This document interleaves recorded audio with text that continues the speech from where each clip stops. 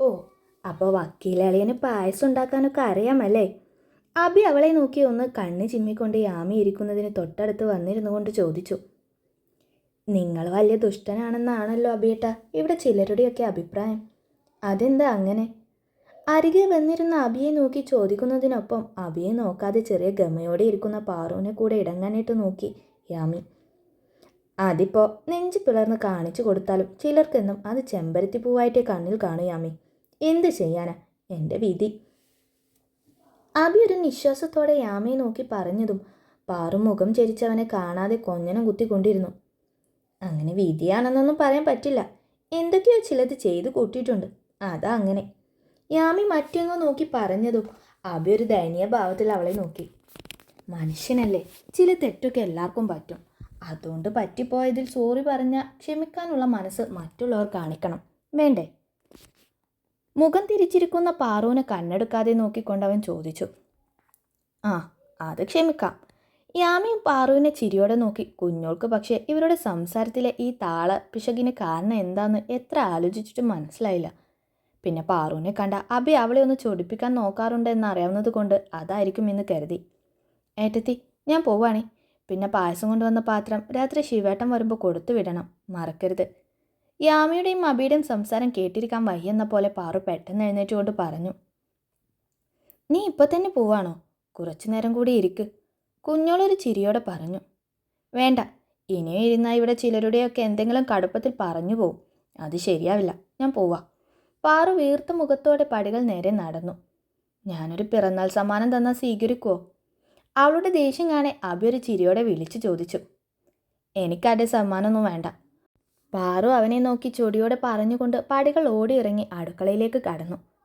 ദേഷ്യം പിടിച്ച് അവൾ ഇറങ്ങിപ്പോകുന്നത് നോക്കി ഒരു ചിരിയോടെ ഇരിക്കുകയായിരുന്നു അബിയും യാമയും കുഞ്ഞോളുമെല്ലാം. എന്നാൽ പാറു പോയതിനു പിന്നാലെ പടികൾ കയറി വരുന്നവനെ കണ്ടതും യാമയുടെ മുഖത്തെ പുഞ്ചിരി പാടെ മാഞ്ഞുപോയി. ഹാ, നീ രാത്രി വരുമെന്നല്ലേ പറഞ്ഞത്, നേരത്തെ എത്തിയോ?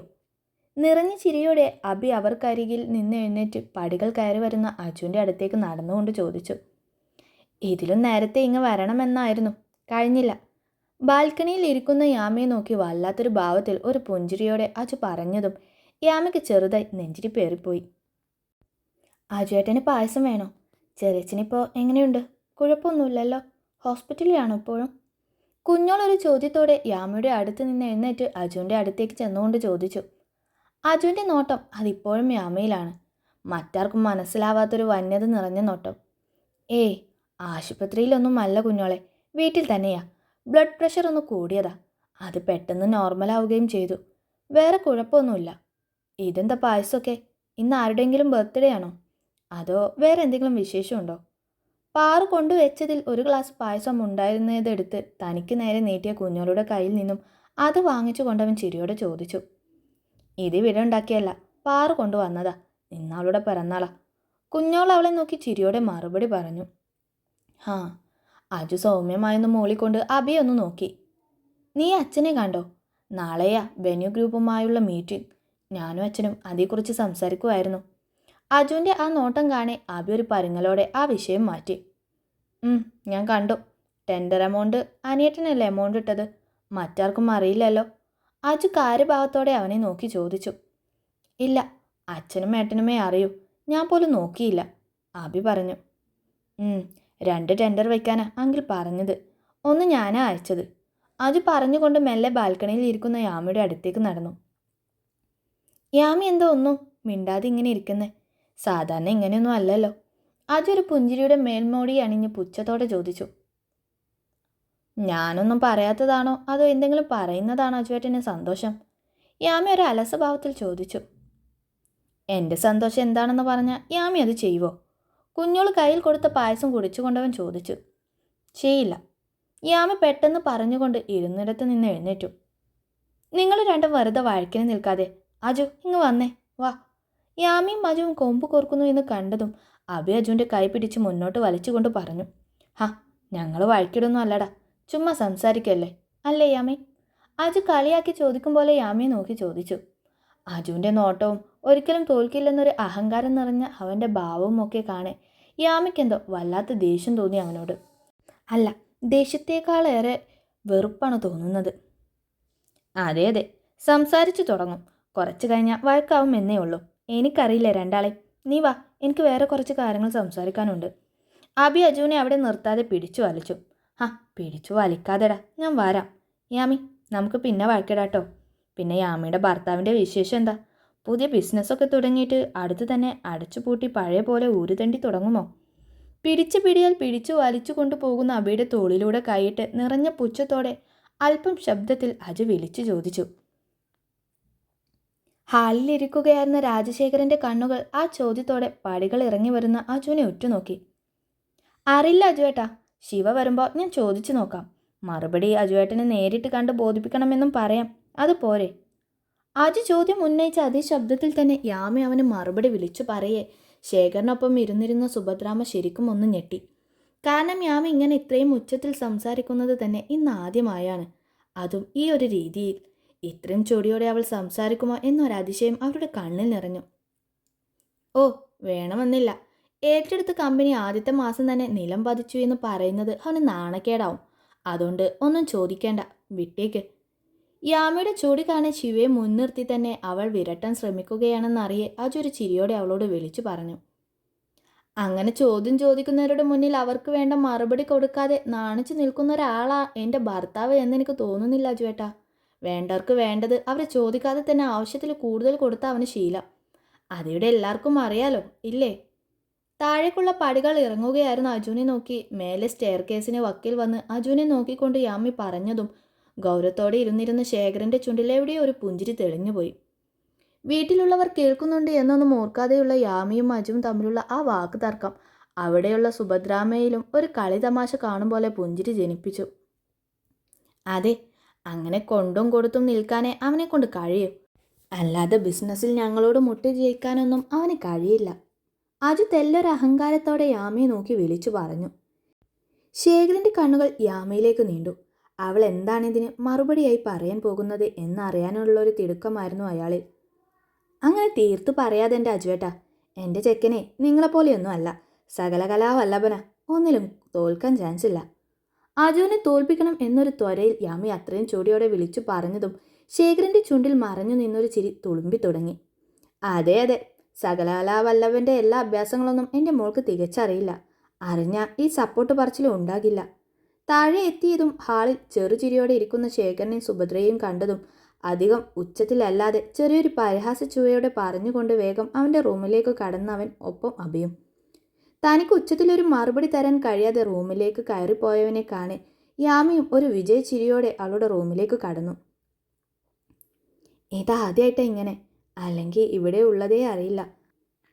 പാവംകുട്ടിയ ശേഖരേട്ട, മനസ്സ് നോവും വിധം എന്തൊക്കെ ശിവ അതിനോട് പറയുന്നു. എന്നാലും അവന് ഒത്തിരി ഇഷ്ടം അവൾക്ക്. ശേഖരൻ്റെ മുഖത്തെ ചെറിയ പുഞ്ചിരി കാണാൻ സുഭദ്രാമ്മ ഒരു നിശ്വാസത്തോടെ അയാളോട് പറഞ്ഞു. എത്ര സ്നേഹിച്ചിട്ടെന്താ, നിന്റെ മോൻ തിരഞ്ഞു നോക്കില്ലല്ലോ. ഓ, പറഞ്ഞിട്ട് കാര്യമില്ല.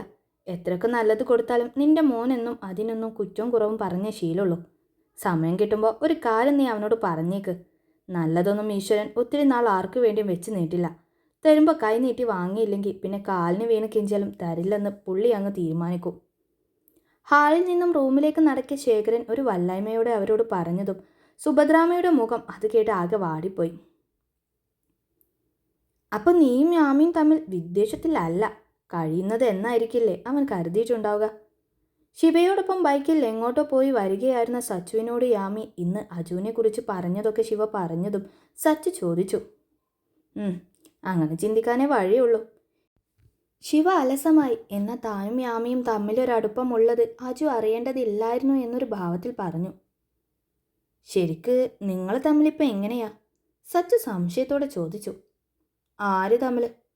ചോദ്യം മനസ്സിലായെങ്കിലും അത് മനസ്സിലാവാത്ത ഭാവത്തിൽ ശിവ അന്വേഷിച്ചു.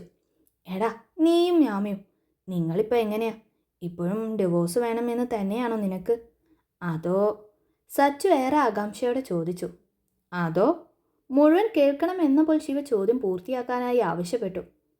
ചുമ്മാ മനസ്സിലായിട്ടും കളിയക്കല്ലേ ശിവ. ഞാൻ ചോദിച്ചത് ഇപ്പോൾ നിനക്ക് അവളുമായി ഒരു ലൈഫ് പറ്റില്ലെന്നാണോ? അതോ താലി കെട്ടിയവളോട് ഇത്തിരിയെങ്കിലും സ്നേഹം തോന്നുന്നുണ്ടോ എന്നാണ്? സച്ചു ഈർഷ്യയോട് ചോദിച്ചു. എനിക്കങ്ങനെ ഒരു സ്നേഹമില്ല. എൻ്റെ മോൻ ആ വഴിക്ക് അങ്ങ് ഒരുപാട് ചിന്തിച്ചു കൂട്ടണ്ട. ഡിവോഴ്സ് വേണമെന്ന് പറഞ്ഞാൽ വേണം. അതത്രേ ഉള്ളൂ. യാമിയുടെ രൂപം അത്രമേൽ മനോഹരമായി മനസ്സിൽ തെളിഞ്ഞു നിൽക്കുമ്പോഴും ശിവ അവസാനം തീരുമാനമാണിത് എന്ന പോൽ പറഞ്ഞു. അപ്പോൾ പിന്നെ നീ എന്തിനാടാ അവൾ തനിച്ചാന്ന് വിളിച്ചു പറഞ്ഞപ്പോൾ മൂട്ടി തീ പിടിച്ച പോലെ ഓടിപ്പോയത്? സച്ചു കെറുവോടെ ചോദിച്ചു. ഒരു വക്കീലായിട്ടും അതിൻ്റെ മറുപടി നിനക്കറിയില്ലേ? ശിവ ഒരു ചിരിയോടെ അവനോട് ചോദിച്ചു. ഇല്ല, സച്ചു ചെറു ദേഷ്യത്തോടെ തന്നെ പറഞ്ഞു. മോനെ, അവൾക്കങ്ങനെ എന്തെങ്കിലും സംഭവിച്ചാൽ ഭർത്താവ് എന്ന പേരിൽ അഴിയെണ്ണേണ്ടത് ഞാനാ, അറിയില്ലേ നിനക്ക്? മറ്റം പറഞ്ഞ പോലെ എനിക്കെതിരെ സാക്ഷി പറയാൻ ശേഖരൻ മുതലാളി തന്നെ മുന്നിൽ നിൽക്കും. ശിവ ഒരു ഒഴുക്കം മട്ടിൽ പറഞ്ഞതും ശിവ യാമയെ സ്നേഹിച്ചു തുടങ്ങി എന്നൊക്കെ താൻ ഊഹിച്ചു കൂട്ടിയത് വെറുതെ ആയിരുന്നോ എന്ന് തോന്നി സച്ചുന്. ഡാ, അപ്പോൾ പാറു, അന്ന് നീ പാറുവിനോട് പറഞ്ഞതോ യാമയെ ഏട്ടത്തിന്ന് വിളിക്കണമെന്ന്? ഇഷ്ടമല്ലെങ്കിൽ പിന്നെ എന്തിനാ അവളോട് അങ്ങനെ വിളിക്കാൻ പറഞ്ഞത്? സച്ചു ഒരു വല്ലായ്മയോടെ ചോദിച്ചു. പിന്നെ ഞാൻ നിന്റെ പെങ്ങൾക്ക് പ്രേമിക്കാൻ നിന്ന് കൊടുക്കണോ? ശിവ കെറുവോടെ ചോദിച്ചു. അതല്ലട കോപ്പേ, യാമയെ ഇഷ്ടമല്ലെങ്കിൽ പിന്നെ നീ എന്തിനാ അങ്ങനെ ഒരു സ്ഥാനം അവൾക്ക് കൊടുത്തത്? സച്ചു എൻ്റെ തോളിലൊന്ന് തല്ലിക്കൊണ്ട് ചോദിച്ചു. അത് തന്നെയാണ് ഞാൻ ചോദിച്ചത്. എന്നെ പ്രേമിക്കുന്നു എന്ന് പറഞ്ഞ് പട്ടിണി കിണക്കുന്നവളോട് പിന്നെ 6 മാസം കഴിഞ്ഞാൽ ഞാനും അവളും ഡിവോഴ്സ് വാങ്ങി 2 വഴിക്കാമെന്ന് പറഞ്ഞ് ആശ്വസിപ്പിക്കാൻ പറ്റുമോ? ഇല്ല. അപ്പോൾ പിന്നെ ഞാൻ പറഞ്ഞതല്ലേ പറയാൻ നോക്കൂ. അതാ അങ്ങനെ പറഞ്ഞത്. അപ്പോൾ അന്ന് യാമയെക്കുറിച്ച് വേണ്ടാത്തത് പറഞ്ഞിട്ടില്ലേ നീ അവളെ തല്ലിയത്? സച്ചു കൂർമ്മതയോടെ അവനെ നോക്കി. അത് ഞാൻ അവളാ പറഞ്ഞതിന് തന്നെ പൊട്ടിച്ചതാ. ആരോടായാലും ആ വർത്തമാനം പറഞ്ഞൂടാ. ശിവ തെല്ലൊരു ദേഷ്യത്തിൽ പറഞ്ഞതും അവൻ്റെ മനസ്സിൽ ശരിക്കും എന്താണ് മനസ്സിലാക്കാൻ കഴിയാതെ സച്ചു കുഴങ്ങി. നീ ഇവിടെ ഇറങ്ങല്ലേ? സച്ചുവിൻ്റെ വീട്ടിലേക്കുള്ള ഇടവഴിയുടെ മുന്നിൽ ബൈക്ക് നിർത്തിക്കൊണ്ട് ശിവ ചോദിച്ചു. സച്ചു ഒരു അവശ്യമട്ടിൽ മൂളി. എന്തേ? ബൈക്കിൽ നിന്ന് ഇറങ്ങിയവൻ്റെ നിരാശഭാവം കാണാൻ ശിവ ചോദിച്ചു. അപ്പോൾ ഡിവോഴ്സ് വേണമല്ലേ? സച്ചു വല്ലായ്മയോടെ ചോദിച്ചു. വേണം, ശിവ നല്ലൊരു തലയാട്ടലോടെ ഗൗരവത്തിൽ പറഞ്ഞു. ഡാ, യാമി നല്ല കുട്ടിയാടാ, പാവാണ്. നമ്മളോടൊക്കെ ശരിക്കും മിങ്കിളാവുന്നുണ്ട്. നമുക്കവൾ പോരേടാ. സച്ചു ഏറെ സ്നേഹത്തോടെ അവനെ നോക്കി ചോദിച്ചു. അത്രയ്ക്ക് നല്ല കുട്ടിയാണോ? ശിവ അവൻ്റെ മുഖത്തേക്ക് നോക്കി ചോദിച്ചു. ആണ്, നിനക്ക് തോന്നിയില്ലേ?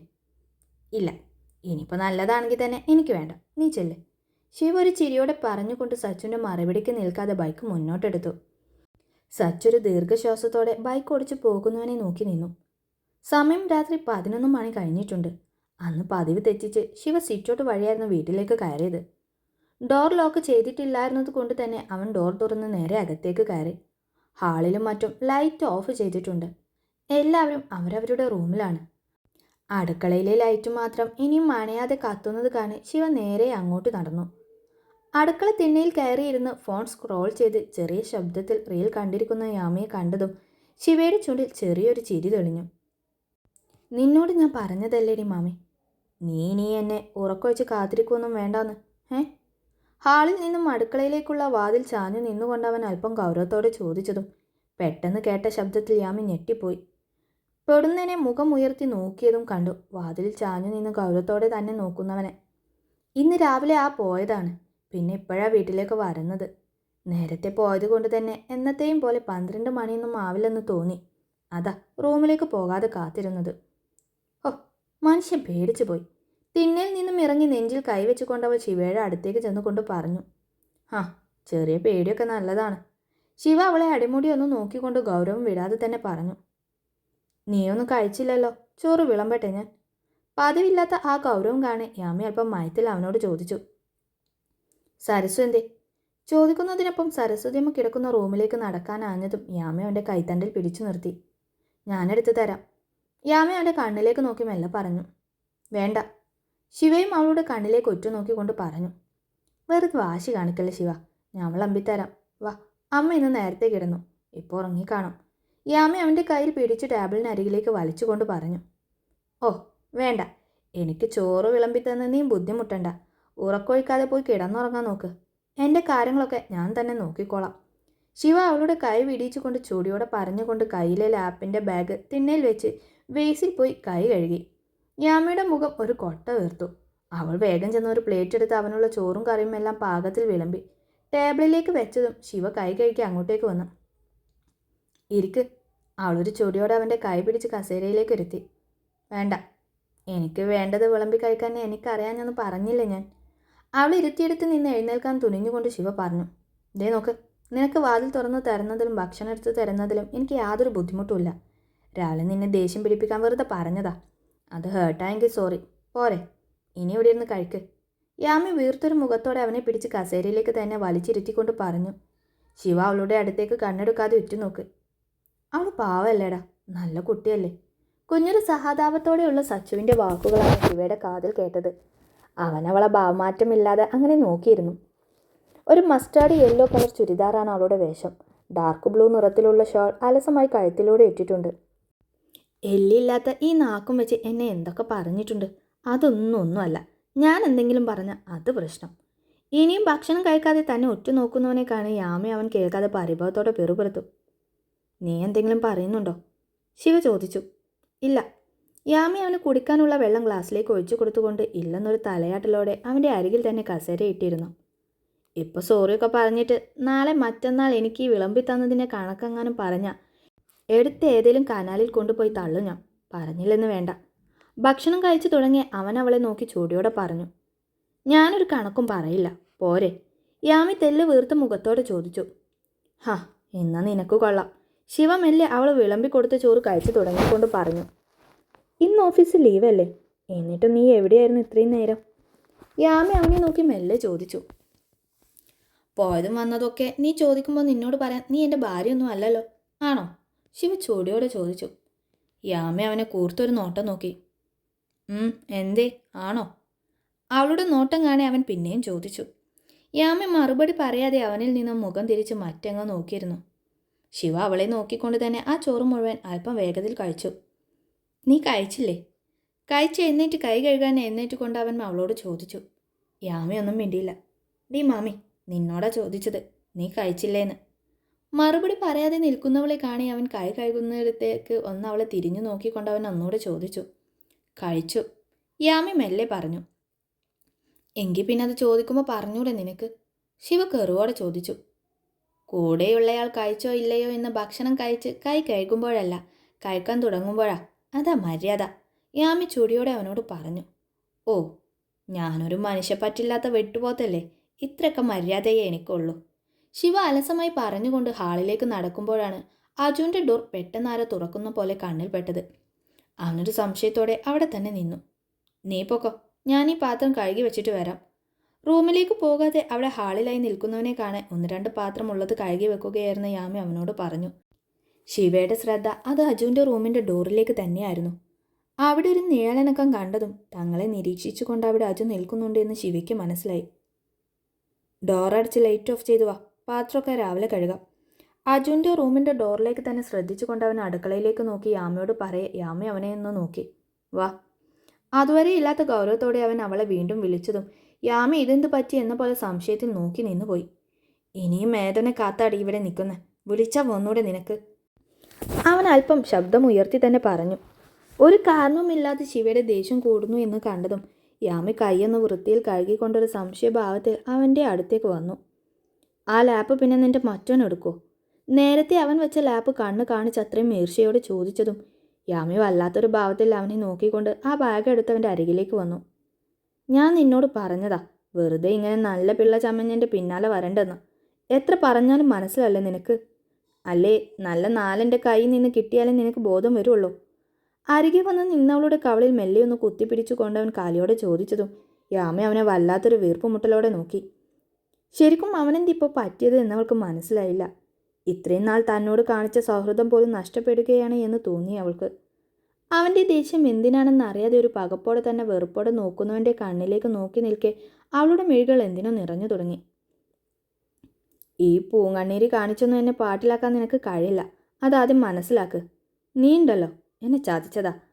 ആരുമില്ലല്ലോ, പാവല്ലേ എന്നൊക്കെ കരുതി ആ നെറി കെട്ടവന്മാരുടെ അടുത്ത് നിന്നെ ഇങ്ങോട്ട് കെട്ടി എഴുന്നള്ളിച്ചത് കൊണ്ട് വന്നപ്പോൾ എൻ്റെ അച്ഛനെ പാട്ടിലാക്കി നീ വീട്ടിൽ എൻ്റെ ഭാര്യയായി കയറിപ്പറ്റി. പക്ഷെ പൊന്നുമോളെ, വലിഞ്ഞു കയറി നിന്നെ വലിച്ചിറക്കാൻ എനിക്ക് അറിയാഞ്ഞിട്ടല്ല. ഒഴിവാക്കുമ്പോൾ അത് തിരിച്ചു വരാത്ത വിധം വെടിപ്പായി തന്നെ ഒഴിവാക്കണം. അങ്ങനെ ഒഴിവാക്കും ഞാൻ നിന്നെ, മനസ്സിലായോ? നിറഞ്ഞു തുളുമ്പിയ യാമയുടെ കണ്ണുകളിൽ നോക്കി അല്പസ്വല്പമൊന്നും മദ്യപിച്ച പോലെ അവൻ ഒരു തരം വെറുപ്പോടെ പറഞ്ഞതും യാമി തീർത്തും നിശബ്ദമായി അവന് മുന്നിൽ നിന്നുപോയി. മനസ്സ് വല്ലാതെ വിങ്ങുന്നു. കണ്ണുകൾ അനുവാദമില്ലാതെ കൂടുതൽ ശക്തിയായി നിറയുന്നു.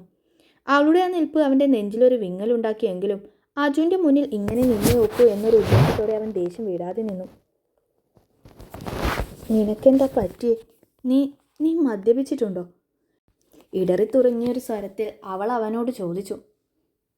നിന്നോട് ഇതൊക്കെ പറയാൻ കള്ളു കുടിക്കേണ്ട ആവശ്യമൊന്നും എനിക്കില്ല. ശിവ പുച്ഛഭാവത്തിൽ അവളെ നോക്കി പറഞ്ഞതും യാമിയുടെ കണ്ണിൽ നിന്നും ഒരു തുള്ളി കണ്ണുനീർ കവിളിലേക്ക് ഇറ്റി വീണുപോയി. അവളത് വേഗം തുടച്ചു മാറ്റി. ചതിൽ വീഴ്ത്താൻ വേറവന്മാരൊന്നും വരാനില്ലെങ്കിൽ നടക്കടി. അവളെ നോക്കി പല്ല് ഞെരിച്ച് പറഞ്ഞുകൊണ്ട് അവൻ അവളെ ഒന്ന് മുന്നോട്ട് തള്ളി. ശിവ. യാമി സങ്കടവും ദേഷ്യവും നിറഞ്ഞൊരു സ്വരത്തിൽ അവൻ്റെ കൈകളെ തട്ടിത്തെറിപ്പിച്ചു. നിന്നോടല്ലടി ഞാൻ നടക്കാൻ പറഞ്ഞത്. എന്താ നിനക്ക് പറഞ്ഞ കേട്ടാ? ശിവയെ അവളെ വീഴാത്ത വിധം അല്പം ബലമായി തന്നെ മുന്നോട്ട് തള്ളിക്കൊണ്ടു പോയതും യാമിയുടെ കണ്ണുകൾ നിറഞ്ഞൊഴുകി പോയിരുന്നു. ദേഷ്യവും സങ്കടവും ഒരുപോലെ മനസ്സിൽ നിറഞ്ഞു നിൽക്കെ തന്നെ മുന്നോട്ട് തള്ളി റൂമിലേക്ക് കൊണ്ടുപോകുന്നവൻ്റെ കൈകൾ അവൾ പലതവണ ദേഷ്യത്തിൽ തട്ടിമാറ്റാൻ ശ്രമിച്ചു. ആ ലാപ്പെങ്ങാനും താഴേട്ടാ എൻ്റെ വിധം മാറും, പറഞ്ഞേക്കാം. അവളെ നോക്കാതെ പറഞ്ഞുകൊണ്ടവൻ അവളുടെ കൈകൾ പിടിച്ച് പടികൾ കയറി. താഴെ റൂമിൽ നിന്നും ഇതെല്ലാം കണ്ടു നിന്ന അജുവിൻ്റെ മനസ്സാകെ സംശയത്തിലായി. നിറഞ്ഞൊഴുകിയ കണ്ണുകളുമായി റൂമിലേക്ക് കയറിയതും യാമി വല്ലാത്തൊരു ദേഷ്യത്തോടെ ശിവയുടെ കൈ അവളുടെ കയ്യിൽ നിന്നും കുടഞ്ഞെറിയാൻ ശ്രമിച്ചതും അവൻ അവളെ ഒറ്റ വരയിൽ നെഞ്ചിലേക്ക് അടക്കി പുണർന്നു. സോറി. അവളുടെ കഴുത്തിൽ മുഖം പൊഴുത്തി അവളെ ശക്തമായി പുണർന്നുകൊണ്ട് രഹസ്യം പോലെ അവൻ പറഞ്ഞതും യാമി കരഞ്ഞു പോയിരുന്നു. എന്തിനെന്നോ ഏതിനെന്നോ അറിയാതെ അവൾ അവൻ്റെ നെഞ്ചിൽ ശക്തമായി തല്ലിക്കൊണ്ട് ശബ്ദമില്ലാതെ കരഞ്ഞുകൊണ്ടിരുന്നു. കരയാതടി മാമി, ഞാൻ ചുമ്മാ നിന്നെ ഒന്ന് ചൊടിപ്പിക്കാൻ നോക്കിയതല്ലേ. സോറി. ശിവ അവളുടെ കൈ രണ്ടും പിന്നിലേക്ക് അടക്കി പിടിച്ചവളെ അത്രയും ഗാഢമായി പുണർന്നുകൊണ്ട് കുഞ്ഞൊരു പുഞ്ചിരിയോടെ പറഞ്ഞു. യാമി അതൊന്നും കേൾക്കാൻ കൂട്ടാക്കാതെ കൂടുതൽ കുതറിക്കൊണ്ടിരുന്നു. ഡി മാമി, കരയാതെ. ഞാൻ സോറി പറഞ്ഞില്ലേ? ശിവയെ അവളെ നെഞ്ചിൽ അടക്കി പിടിച്ചുകൊണ്ട് അത്രയും സ്നേഹത്തിൽ ചോദിച്ചതും യാമി കണ്ണീരോടെ അവൻ്റെ മുഖത്തേക്കൊന്ന് നോക്കി. സോറി. കണ്ണീരോടെ തന്നെ നോക്കുന്നവളെ നോക്കി ചെറു ചിരിയോടെ അവൻ കണ്ണ് ചിമ്മിക്കൊണ്ട് പറഞ്ഞു. പോടാ, എനിക്ക് വേണ്ട നിന്റെ സോറി. കൊണ്ടുപോയി പുഴുങ്ങി തിന്ന്. യാമി കരഞ്ഞുകൊണ്ട് അവനോട് ദേഷ്യപ്പെട്ടു. ശിവ അവളെ അങ്ങനെ ചിരിയോടെ അടക്കി പിടിച്ചതല്ലാതെ ഒന്നും മിണ്ടിയില്ല. ഞാൻ നിന്നെ ചതിച്ചതല്ലേ. എന്തിന്? നിന്നെ ചതിച്ചിട്ട് എനിക്ക് എന്ത് കിട്ടാനാ? ഞാൻ പറഞ്ഞില്ല നിന്നോട് ഡിവോഴ്സ് കിട്ടിയ ഒരു എതിർപ്പും പറയാതെ ഞാൻ പൊയ്ക്കോളാന്ന്. അല്ലെങ്കിൽ വേണ്ട, നീ എന്നെ ഇപ്പോൾ തന്നെ എൻ്റെ വീട്ടിലേക്ക് കൊണ്ടുവിട്. അല്ലെങ്കിൽ എന്നെ രാമച്ചൻ്റെ അടുത്താക്കി തന്നാൽ മതി. ഞാൻ അങ്ങോട്ട് പൊക്കോളാം. എന്ത് പറഞ്ഞാലും ചെയ്താലും ചോദിക്കാനും പറയാനും ആരുമില്ലാത്തത് കൊണ്ടല്ലേ ഇങ്ങനെ വായിൽ വന്നത് ഓരോന്നും നീ പറയുന്നേ. എനിക്കറിയാം. യാമി കരഞ്ഞുകൊണ്ട് തന്നെ അവൻ്റെ നെഞ്ചിൽ പിടിച്ച് പിന്നോട്ട് തള്ളി ദേഷ്യത്തോടെ പറഞ്ഞു. ഞാൻ സോറി പറഞ്ഞില്ലേടി മാമി. ശിവ അവളുടെ മുഖത്തേക്ക് നോക്കി സൗമ്യമായി ചോദിച്ചു. എനിക്ക് വേണ്ട നിന്റെ സോറി എന്ന് ഞാൻ പറഞ്ഞില്ലേ? വായിൽ തോന്നിയതൊക്കെ പറഞ്ഞിട്ട് ഒരു സോറി പറഞ്ഞാൽ അത് കേട്ട് നിന്നവരുടെ മനസ്സിലെ മുറിവുണങ്ങോ? ഒന്നോ രണ്ടോ തവണയാണെങ്കിൽ ക്ഷമിക്കാം. നീ എപ്പോഴും ഇങ്ങനെയാ. എൻ്റെ ഗതികേടും ഉണ്ടല്ലേ. ഞാൻ സഹായം ചോദിക്കാൻ ആരും ഇല്ലാത്തത് കൊണ്ടല്ലേ. ശിവയുടെ കൈപ്പിടിയിൽ നിന്നും അവളുടെ ഒരു കൈ അല്പം ഒന്ന് അയഞ്ഞതും കണ്ണീരൊഴുകുന്ന മുഖം അമർത്തി തുടച്ചുകൊണ്ട് അവൾ പറയുന്നതിനൊപ്പം അവൻ്റെ അരികിൽ നിന്നും കുതറി മാറാൻ ശ്രമിച്ചു കൊണ്ടിരുന്നു. നിന്നെ സഹായിക്കാനൊരു രജിസ്റ്റേർഡ് ഭർത്താവില്ലടി മാമി നിനക്ക്? ശിവ അവളെ അടക്കി പിടിച്ചൊരു ചിരിയോടെ ചോദിച്ചതും യാമി കത്തുന്നൊരു കണ്ണോടെ അവനെ നോക്കി. ഇല്ലേ? ശിവ ചിരിയോടെ അവളുടെ കവളിൽ പടർന്ന കണ്ണുനീർ തിടച്ചു കൊടുക്കാൻ വേണ്ടി കൈ ഉയർത്തിയതും യാമി ആ കൈ തട്ടി തെറിപ്പിച്ചുകൊണ്ട് അവനിൽ നിന്നും അകന്നു മാറി. എനിക്കാരുമില്ല. ആരെന്ത് പറഞ്ഞാലും ചെയ്താലും കൊന്നു തള്ളിയാൽ പോലും ആരും ചോദിച്ചു വരില്ല. അതിവിടെ എല്ലാവർക്കും അറിയാം. മുഖം അമർത്തി തുടച്ചുകൊണ്ട് യാമി പറഞ്ഞതും ശിവയെ അവളെ ഒന്ന് നോക്കി ഒരു ദീർഘനിശ്വാസം എടുത്തു. സ്നേഹമില്ല, ഇഷ്ടമല്ല, ഒരുമിച്ച് ജീവിക്കില്ല എന്നൊക്കെ ഒരു പ്രാവശ്യം പറഞ്ഞാൽ തന്നെ അത് മനസ്സിലാക്കാനുള്ള ബോധം എനിക്കുണ്ട്. മനസ്സിലാക്കിയിട്ടുമുണ്ട്. ഞാൻ നിനക്കൊരു ബാധ്യതയാവില്ലെന്ന് പറഞ്ഞതല്ലേ ഞാൻ നിന്നോട്. ഒരു പരാതിയും പറയാതെ അന്ന് US പോകാൻ നിന്നതല്ലേ ഞാൻ. നീയല്ലേ അത് മുടക്കിയത്? യാമി വല്ലാത്തൊരു സങ്കടത്തോടെ എന്നൊരു ദേഷ്യഭാവത്തിൽ അവനോട് ചോദിച്ചു. നീ ഇങ്ങോട്ട് വാ, ഞാൻ പറയട്ടെ. ശിവ ഒരു നിശ്വാസത്തോടെ അവളെ അരികിലേക്ക് മാടി വിളിച്ചു. നീ ഒന്നും പറയണ്ട. കേട്ടിടത്തോളം തന്നെ വയറ് നിറഞ്ഞു. ഇതിൽ കൂടുതൽ കേട്ടാൽ ചിലപ്പോൾ എനിക്ക് ജീവിതം തന്നെ വേണ്ടെന്ന് തോന്നിപ്പോവും. ഞാൻ പറയുന്നത് കേക്കടി വടക്കേ. യാമി കണ്ണീരോടെ വീണ്ടും എന്തൊക്കെയോ പറഞ്ഞു തുടങ്ങിയോ. അതുവരെ സൗമ്യമായി നിന്നവൻ ചൂടിയോടെ അവിടെ നേർക്ക് ചെന്നു. പെട്ടെന്ന് അവൻ്റെ ശബ്ദം വീണ്ടും ഉയർന്നതും യാമി ചെറുതായി ഒന്ന് ഞെട്ടിക്കൊണ്ട് പിന്നോട്ട് നീങ്ങി. അവിടെ മറ്റവൻ നമ്മളെ നോക്കി നിൽക്കുന്നുണ്ടായിരുന്നു. അവനത് കേൾപ്പിക്കാൻ വേണ്ടി പറഞ്ഞതാ ഞാൻ. യാമിയുടെ തൊട്ടു മുന്നിൽ പോയി നിന്ന് അല്പം ദേഷ്യത്തോടെ അവൻ പറഞ്ഞതും യാമി അവനെ സംശയത്തോടെ നോക്കി. ആര്? അവൾ വീർത്ത മുഖത്തോടെ അവൻ്റെ കണ്ണിലേക്ക് നോക്കി. അജു. ശിവ അലസമായി പറഞ്ഞുകൊണ്ട് അവൻ്റെ ഷർട്ടിൻ്റെ ബട്ടൺസ് അഴിച്ചു തുടങ്ങി. കള്ളം, യാമി ചൂടിയോടെ പറഞ്ഞു. ദേ, ഒരൊറ്റന്ന് തന്ന അവിടെ കിടക്കും, പറഞ്ഞേക്കാം. നിന്നോട് കള്ളം പറഞ്ഞിട്ട് എനിക്കെന്ത് തേങ്ങ കിട്ടാനടി? വേണേ പോയി നോക്ക്, ഉറങ്ങാതെ ഇങ്ങോട്ട് കാതും കൂർപ്പിച്ചിരുന്നു കാണാം. ഷർട്ട് അയച്ച് തോളിൽ തന്നെ വെച്ചുകൊണ്ടവൻ പാൻസിലെ ബെൽറ്റ് കൂടി അയച്ചു തുടങ്ങി. യാമി അവനെ തന്നെ ഉറ്റുനോക്കി. ആജുവേട്ടനെ കാണിക്കാനാണോ നീ എന്നെ അങ്ങനെയൊക്കെ പറഞ്ഞേ? ചോദിക്കുന്നതിനൊപ്പം യാമി അവൻ്റെ അരികിലേക്ക് ചെന്നു. ശിവ അവളെ നോക്കി അലസമായെന്നു മൂളി. ഒപ്പം പാൻസിൽ നിന്നും അഴിച്ചെടുത്ത ബെൽറ്റ് അവളുടെ കഴുത്തിലൂടെ ഇട്ടുകൊടുത്തു. അതെന്തിനാ ആജുവേട്ടൻ കേൾക്കാൻ അങ്ങനെയൊക്കെ പറഞ്ഞേ? യാമി ചെറിയൊരു പരിഭവത്തോടെ ചോദിച്ചു. അജുവിന് മുന്നിൽ പിടിച്ചു നിൽക്കാൻ ആകെ ഉണ്ടായിരുന്ന കാര്യം മറ്റുള്ളവരുടെ മുന്നിൽ കാണും പോലെ തന്നോടവന് വെറുപ്പൊന്നും ഇല്ലെന്നതായിരുന്നു. ഇതിപ്പോൾ അജു കേൾക്കെയാണ് തന്നെയാ പറഞ്ഞതൊക്കെ എന്നുണ്ടെങ്കിൽ യാമി വല്ലായ്മയോടെ ഓർത്തു. എന്നാ പിന്നെ അവനെ കാണിക്കാൻ നിന്നെ എടുത്തെൻ്റെ തോളിൽ കയറ്റിവെക്കാം. തോളിലുണ്ടായിരുന്ന മുഷിഞ്ഞ ഷർട്ട് കൂടി അവളുടെ കയ്യിലേക്ക് വെച്ചു കൊടുത്തുകൊണ്ടവൻ ചൂടിയോടെ പറഞ്ഞു. ഓ, അത്രയ്ക്ക് കാരുണ്യൊന്നും കാണിക്കണ്ട. യാമി കെറുവോടെ അവനെ നോക്കാതെ മുഖം തിരിച്ചു നിന്നു. ശിവ അവളെ നോക്കി കുറച്ചു നേരം ഒന്നും മിണ്ടാതെ നിന്നു. പിന്നെ തിരിഞ്ഞു നിൽക്കുന്നവളുടെ കൈ പിടിച്ചവനെ നേർക്ക് തിരിച്ചു നിർത്തി. ഈ വീട്ടിൽ എൻ്റെ കെയർ ഓഫിൽ കഴിയുന്നതിലും നല്ലത് ഇപ്പോൾ ഉള്ളതുപോലെ നിൻ്റെ അമ്മായച്ചൻ്റെ കെയർ ഓഫിൽ നിൽക്കുന്നതാ. അതിൽ മാറ്റമൊന്നും വരുത്തണ്ട, അങ്ങനെ തന്നെ നിന്നാൽ മതി. ഒരല്പം സൗമ്യമായി അവളെ നോക്കി ഗൗരവത്തിൽ പറഞ്ഞു. യാമയുടെ മുഖം ഇപ്പോഴും വീർത്തിട്ട് തന്നെയാണുള്ളത്. അല്ലെങ്കിലും എനിക്ക് നിൻ്റെ കെയർ ഓഫ് ഒന്നും വേണ്ട. യാമ അവനെ നോക്കി ചൊടിയോടെ പറഞ്ഞതും ശിവ അവളെ കണ്ണു കൂർപ്പിച്ചൊന്ന് നോക്കി. ആ ചൊറിയും പുഴുവിനെ വിരട്ടാൻ ആകെയുള്ളൊരു തുറുപ്പ് ചീട്ടായിരുന്നു. അതുകൂടെ ഇല്ലാണ്ടാക്കിയിട്ട് വലിയ ഡയലോഗ് അടിക്കാം, വെട്ടുപോത്ത്. യാമി കുറച്ചൊക്കെ അവൻ കേൾക്കും പോലെ പാതി കേൾക്കാതെയും പിറുപിറുത്തു. എന്തേ? ശിവ അവളുടെ ചോദ്യത്തോടെ നോക്കി. ഒന്നുമില്ല. യാമി കെറുവോടെ പറഞ്ഞുകൊണ്ട് അവനെ കടന്ന് ബാത്റൂമിലേക്ക് കയറി. കയ്യിലുള്ള ഷർട്ട് ലോണ്ടറി ബാസ്ക്കറ്റിലേക്ക് ഇട്ടുകൊണ്ട് തിരികെ കബോർഡിനടിയിലേക്ക് നടന്നതും ശിവ അവളെ വലിച്ച് നെഞ്ചിലേക്ക് തന്നെ ചേർത്തു. യാമി ഒട്ടുമേ കുതറാതെ അവൻ്റെ നെഞ്ചിൽ മെല്ലെ കൈ ചേർത്ത് വെച്ചവനെ മുഖം ഉയർത്തി നോക്കി. ഞാനും അവനും തമ്മിൽ അത്ര നല്ല രീതിക്കല്ല, ശിവ അവളുടെ കണ്ണിൽ നോക്കി മെല്ലെ പറഞ്ഞു. നീയും ഇവിടെയുള്ള ആരും അത്ര നല്ല രീതിക്കല്ല എന്ന് എനിക്കറിയാം. യാമി അവൻ്റെ കണ്ണിലേക്ക് നോക്കി ചൂടിയോടെ പറഞ്ഞു. എടി വെടക്കെ, ഞാൻ പറയുമ്പോൾ അത് കേൾക്ക്, അല്ലാതെ അതിനിടെ നിന്ന് പിറുപിറുക്കാതെ. അവൻ അവളുടെ തലയ്ക്കൊരു തട്ട് കൊടുത്തുകൊണ്ട് പറഞ്ഞു. ആ പാറ, കേൾക്കാം. യാമി വേദനയോടെ നെറ്റി ചുളിച്ചവനെ നോക്കി. ഞാനും അവനും തമ്മിലത്ര രസത്തിലല്ല. എന്നോടുള്ള കലിപ്പ അവനൊന്ന് നിന്നോടെടുക്കാൻ നോക്കിയത്. അതുകൊണ്ട് നമ്മളത്ര ചേർച്ചയിലല്ല. അങ്ങനെ മതി, മനസ്സിലായല്ലോ?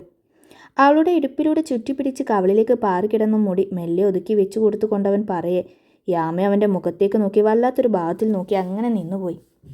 അവളുടെ നോട്ടം കാണെ അവനൊരു ചോദ്യത്തോടെ മൂളി. നമ്മളല്ലെങ്കിലും ചേർച്ചയിലല്ലല്ലോ, പിന്നെന്താ? യാമി പതിഞ്ഞൊരു സ്വരത്തിൽ അവനെ നോക്കി ചോദിച്ചു. അതെ, അത് തന്നെ എനിക്കും പറയാനുള്ളത്. നമ്മൾ തമ്മിൽ അത്ര ചേർച്ചയിലല്ല. അങ്ങനെ അല്ലാതിരുന്നിട്ടും നീ എന്തിനാ ഞാൻ പറഞ്ഞത് കേട്ട് മൂങ്ങിയത്? അവളുടെ ഇടുപ്പിൽ പിടിച്ച പിടിയൊന്ന് മുറുക്കിക്കൊണ്ടവൻ ചോദിച്ചതും യാമയുടെ കൈ അവൾ പോലും അറിയാതെ നഗ്നമായ അവൻ്റെ തോളിലും നെഞ്ചിലുമായി അമർന്നു. പറയടി മാമി, നീ എന്തിനാ മൂങ്ങിയത്? ഞാൻ ആദ്യമായാണോ അങ്ങനെയൊക്കെ നിന്നോട് പറയുന്നത്? അവൻ അവളെ നിന്ന നിൽപ്പിൽ എടുത്തുയർത്തിക്കൊണ്ട് ചോദിച്ചു. പിന്നെ നിന്റെ കണ്ണിച്ചോരയില്ലാത്ത സംസാരം കേട്ട ആരായാലും കരഞ്ഞു പോവും. യാമി അവൻ്റെ തോളിൽ മുറുകെ പിടിച്ച കണ്ണിലേക്ക് നോക്കി ചൂടിയോടെ പറഞ്ഞു. എന്നാൽ എൻ്റെ മോള് ഇനിയും ഒരുപാട് കരയേണ്ടി വരും. പറയുന്നതിനൊപ്പം ശിവ അവളുമായി ബെഡിലേക്ക് നടന്നു. ഞാൻ കരയുന്നില്ല, തിരിച്ച് നല്ലത് ഞാനും പറയും, നോക്കിക്കോ. യാമി ചൂടിയോടെ പറഞ്ഞു. നീ പറഞ്ഞോടി, ഞാൻ അതിനുള്ള മറുപടിയും തന്നോളാം. അവൻ ചിരിയോടെ പറഞ്ഞുകൊണ്ട് അവളെ ബെഡിലേക്ക് ഇരുത്തി. അതെനിക്കറിയാം, ഒന്നും കേട്ടും മിണ്ടാതിരിക്കുന്ന ശീലം നിനക്കില്ലെന്ന്. യാമി കെറുവോടെ പറഞ്ഞതും ശിവ അവളെ നോക്കി ചിരിയോടെ തലയാട്ടിക്കൊണ്ട് ബാത്റൂമിലേക്ക് നടന്നു. യാമി വീർത്ത മുഖത്തോടെ അവനെ നോക്കി നിന്നു. ഈ പറയുന്നത് പോലെയൊന്നും അല്ല. അവൻ്റെ വാക്കുകൾക്ക് മുന്നിൽ പിടിച്ചു നിൽക്കാൻ തനിക്കെന്നല്ല ഈ വീട്ടിൽ ആർക്കും കഴിയില്ല. മുന്നിൽ നിൽക്കുന്നത് അച്ഛനായാലും അമ്മയായാലും ഹൃദയം കീറി രക്തം പൊടിക്കാൻ അവൻ്റെ വാക്കുകൾക്ക് വല്ലാത്ത മൂർച്ചയാണ്. അവൾക്കത് നന്നായി അറിയാം. ഇതൊന്നുമല്ല ഇപ്പോൾ സങ്കടം. നാളെ ആ അജു തന്നോട് എങ്ങനെയായിരിക്കും പെരുമാറുക എന്ന് ഓർക്കുമ്പോഴാണ് ആകെ ഒരു വല്ലായ്മ. അവൾ ആലോചനയോടെ തന്നെ ശിവ ഇരുത്തിയെടുത്ത് തന്നെയിരുന്നു. കിടന്നുറങ്ങാൻ നോക്കടി മാമി. കുളി കഴിഞ്ഞിറങ്ങിയവൻ താൻ ഇരുത്തിയിട്ട് പോയ അതേ ഇടത്തിരിക്കുന്നവളെ നോക്കി അലസമായി പറഞ്ഞതും യാമി ചെറിയൊരു ഞെട്ടലോടെ അവനെ നോക്കി. എന്നാലും ആ അജുവേട്ടൻ കേൾക്കാൻ നീ എന്നോട് ദേഷ്യപ്പെടേണ്ടായിരുന്നു. യാമി വല്ലായ്മയോടെ അവനെ നോക്കി പറഞ്ഞു. ശിവ അവളെ നെറ്റി ചുളിച്ചൊരു സംശയത്തോടെ നോക്കി.